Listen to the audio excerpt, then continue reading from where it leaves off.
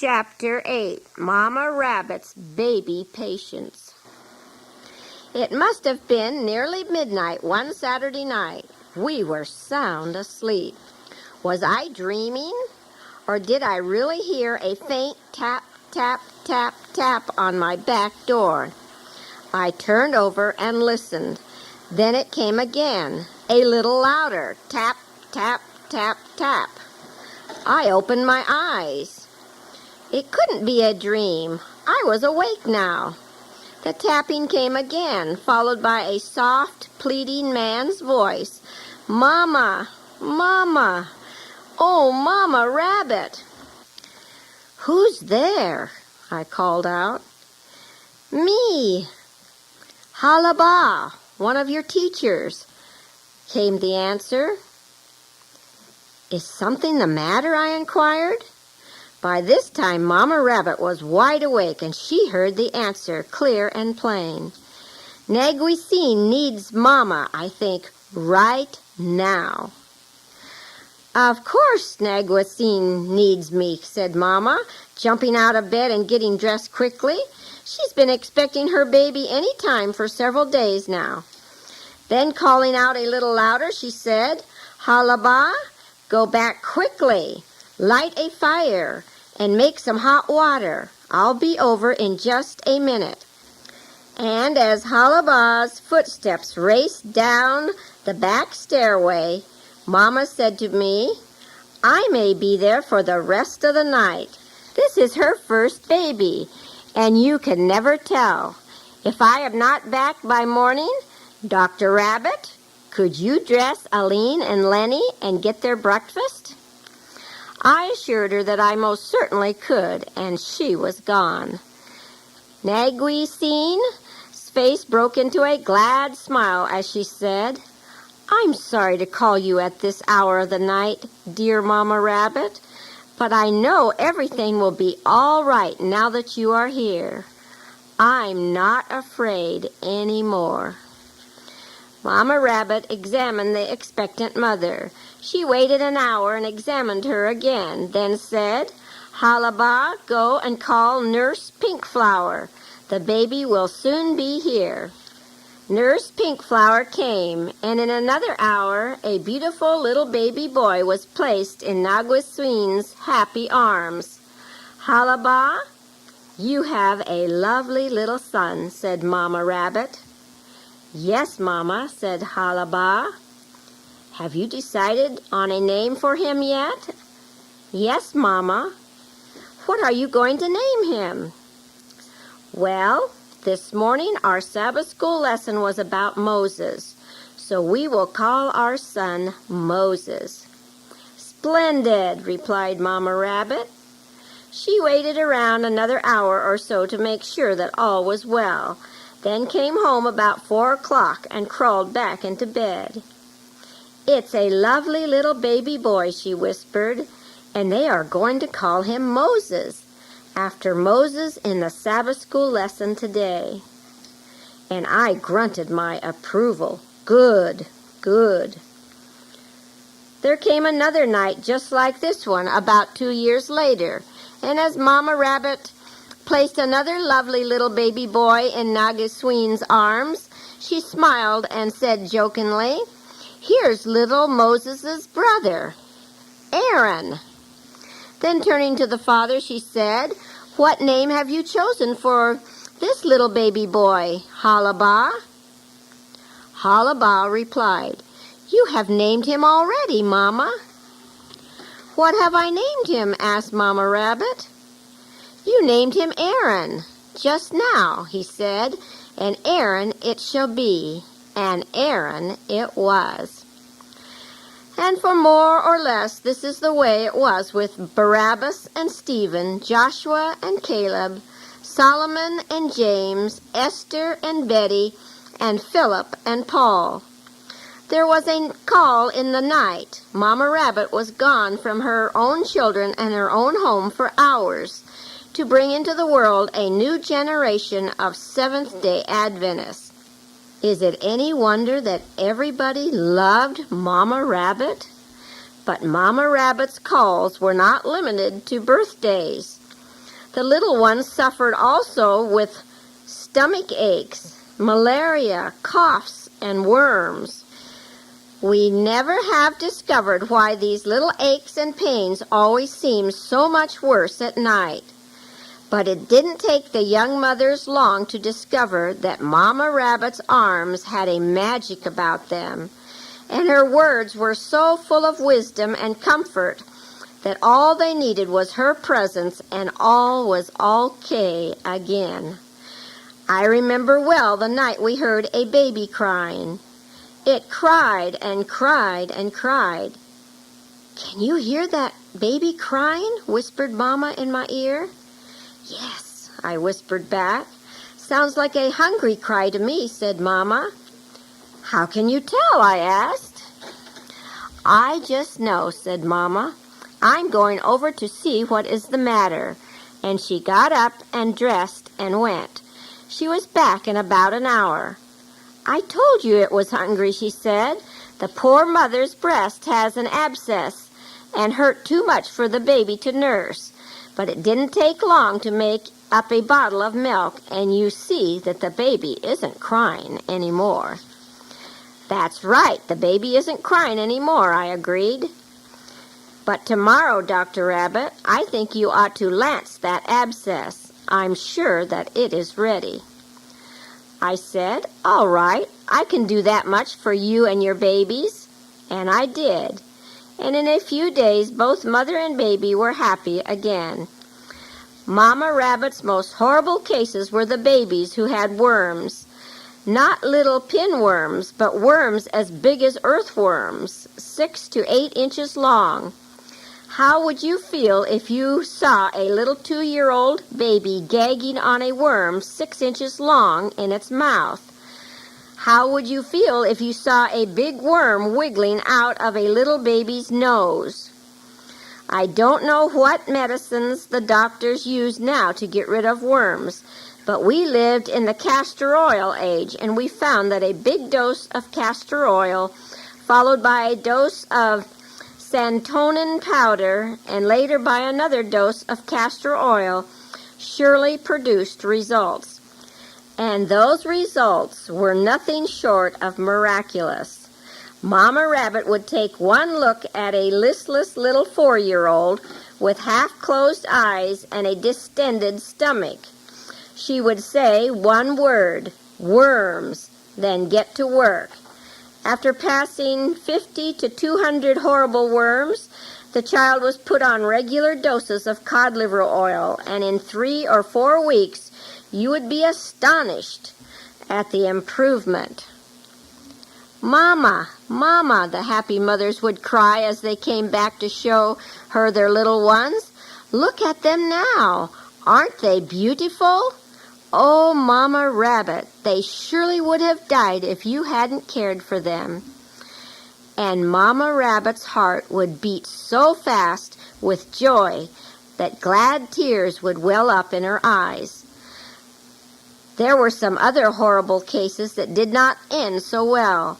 There was a little 3-year-old girl whose dress caught on fire while she was warming herself one day, and before they could put it out, it had burned the skin right off of the front of her legs, her stomach, her chest, and even her chin. They brought her to us right away, and we did all we possibly could with wet dressings of picric acid solution and soothing ointments. For 3 months, she hovered between life and death. For 3 months, we hovered between hope and despair. Then she died. Her parents wept openly, unashamed of their honest tears. And so did we, especially Mama Rabbit. Yes, indeed, many cases made her dear heart ache. I well remember the day that little Joshua was bitten by a scorpion. Joshua was the firstborn of Fair One and Thara John. He was a fine little fellow. When he was about a year old, a big black scorpion with a body 1.5 inches wide and a tail 2 inches long came up between the cracks of the bamboo floor where little Joshua was playing. It stung him on the left heel, and Joshua screamed with pain. Fair One was nearby, and as she turned towards her little son, she saw the monster scorpion. Almost instinctively, she picked up a piece of wood and killed the horrible thing. She had been a nurse in our dispensary long enough to know what to do. She tied a handkerchief tightly around little Joshua's ankle and sent one of the school children that happened to be near to call me. "Go to the dispensary and tell Dr. Rabbit to come quick," she said. "Tell him a big black scorpion has bitten little Joshua on the heel."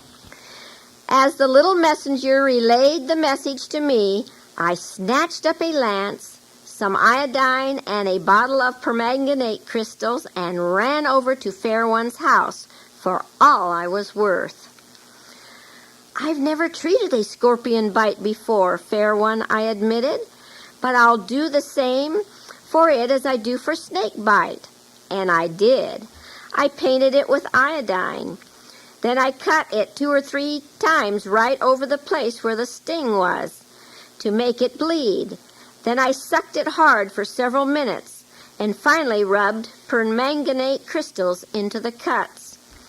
Poor little Joshua screamed and screamed until he finally fell asleep from exhaustion. He woke up again in an hour or 2. Then Mama Rabbit took over. She soaked the little foot in hot salt solution. She put a poultice on it, hoping that it would help to draw out some more of the poison. It might have helped a little. In fact, it might have been what saved his life. But in spite of all we could do, a big red swelling persisted all around little Joshua's foot. Mama Rabbit kept up the soaking and the poulticing, but the next day the swelling had moved up to the calf of his leg. The next day it was around his knee. The poor little boy screamed continually and only slept when he was exhausted. The next day it was in the area of his thigh, and the next day in his hip. The baby was getting weaker and weaker, and we began to despair of saving his little life. That evening, just as darkness was falling, Thar John knocked on our door. As I opened the door to greet him, I noticed his face was haggard and pale. His eyes were wide with fear. "Come in, John," I said.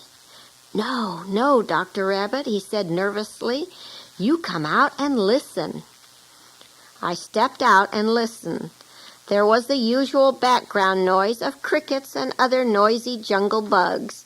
But more than that, I could hear only the night cry of a small bird, "Ka-ha, ka-ha, ka-ha," in falling cadence, something like the sound from an E to a C on the piano.